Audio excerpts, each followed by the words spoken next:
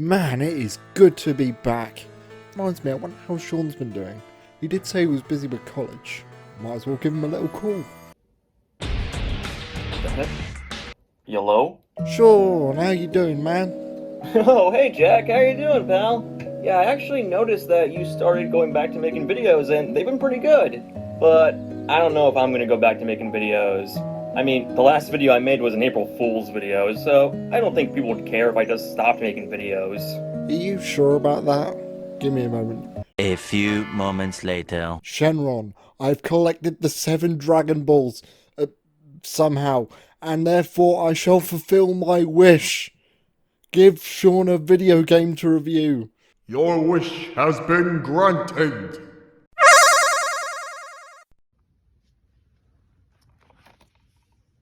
What the heck? I already reviewed Sonic Frontiers. Not the DLC you didn't. Now get to it. Okay, fine, I guess I'll review Sonic Frontiers then. Hello everyone, and yes, I am finally back to making more videos.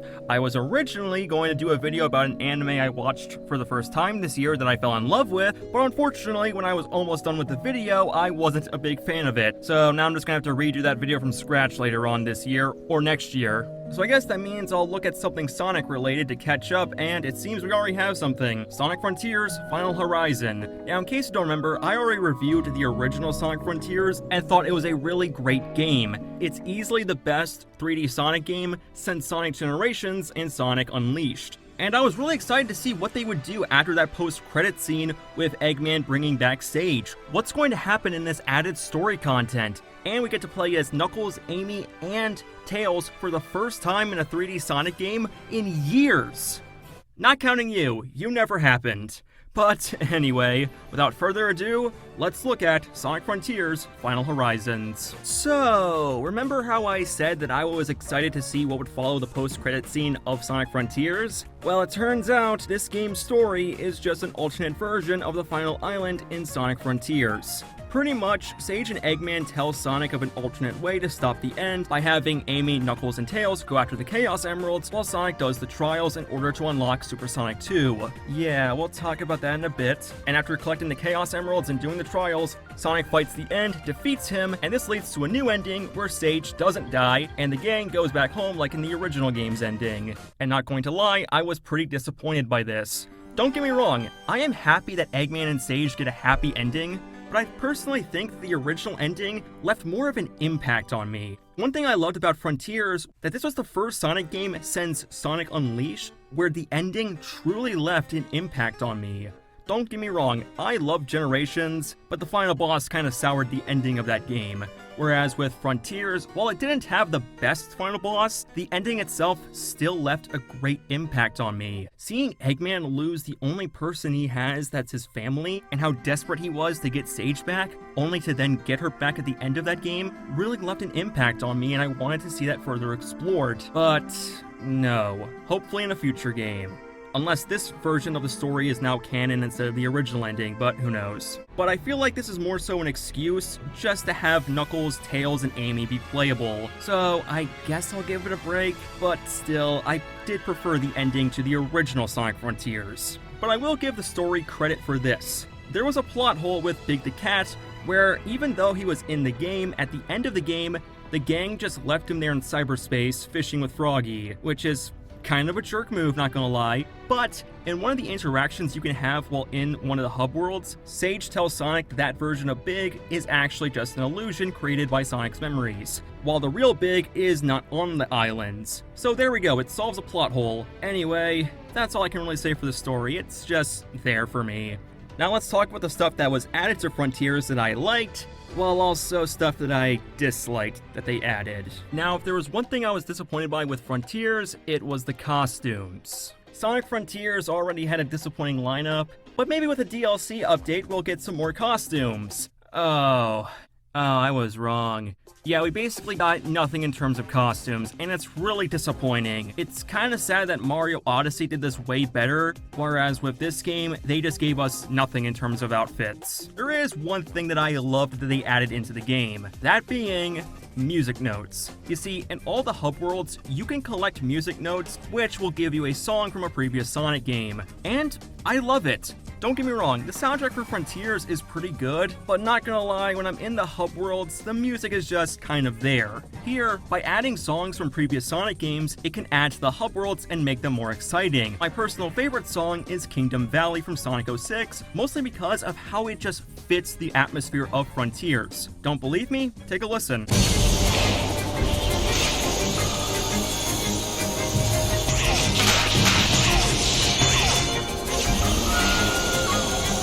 There's also a photo mode, but I never really used it. There were also new Cocos, but I didn't really care much. And also time trials when it comes to doing all the cyberspace levels and taking down enemies. But I didn't really bother with them that much.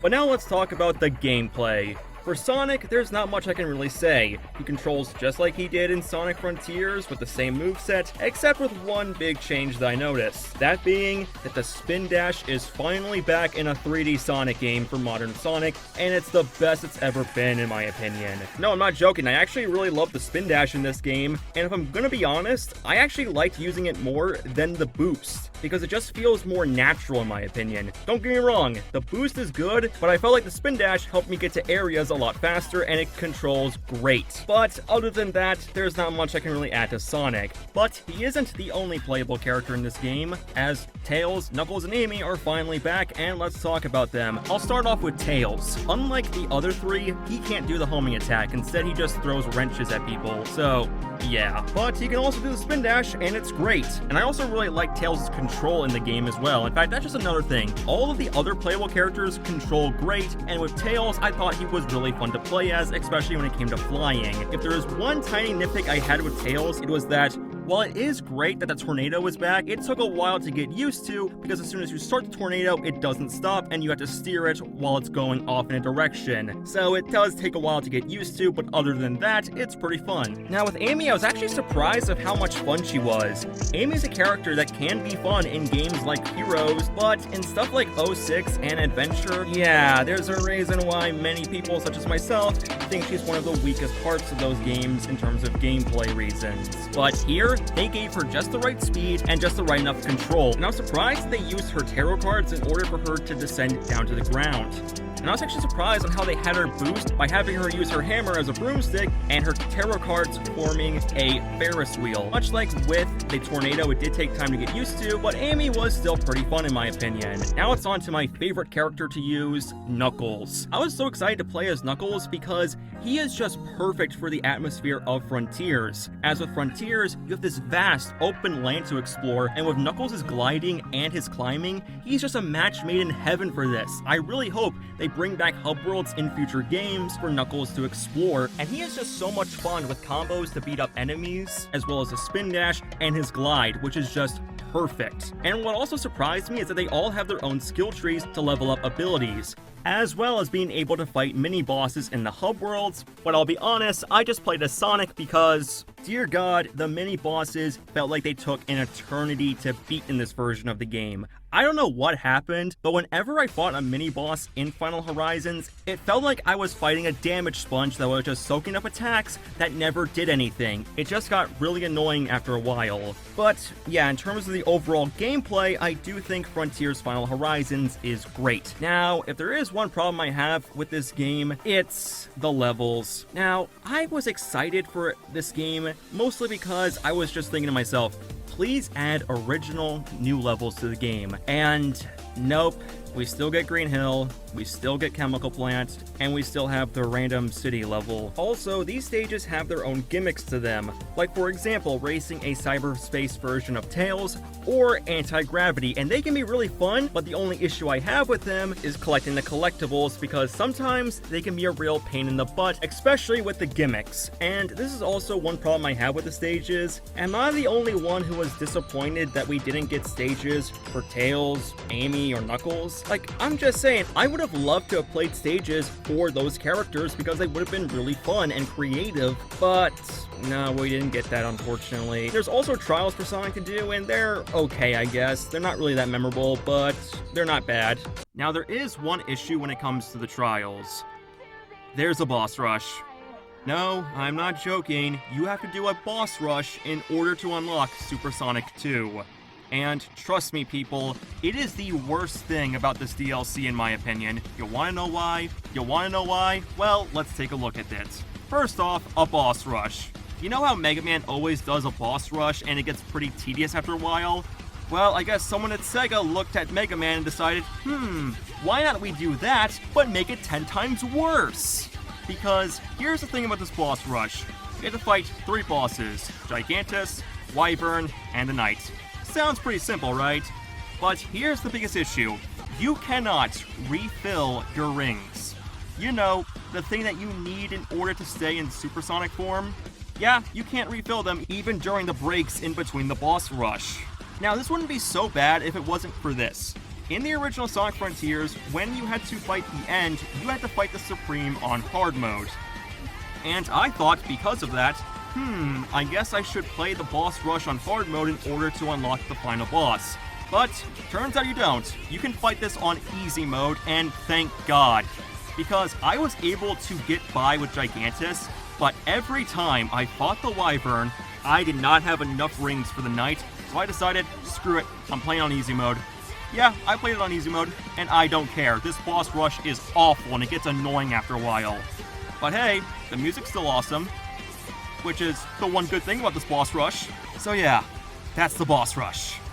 And you get Supersonic 2 in the final boss against the end, and yeah, we gotta talk about Supersonic 2. Now, look, people will say that, oh, this is just a ripoff of Super Saiyan 2. But here's the thing, Sonic has taken many influences from Dragon Ball in the past. Like, for example, having a character who can transform into something golden, as well as Silver the Hedgehog being based off of Trunks from Dragon Ball Z. No, I'm not joking, the creators of Silver during Sonic 06 literally said they were inspired by Trunks from DBZ, on top of the fact that they also need to collect 7 mystical items, so I'm fine with Sonic taking influence from Dragon Ball for Sonic to have a new form. However, in terms of the forms that Goku can use for Super Saiyan transformations, 2 was always my least favorite because literally the design is pretty much the exact same as Super Saiyan 1, except Goku gets a little electric zaps going everywhere. It's really boring, and easily my least favorite that Goku uses. And with Supersonic 2, yeah, it's not really that memorable as it just looks the exact same as Supersonic 1, except you get blue eyes, which is a nice detail, but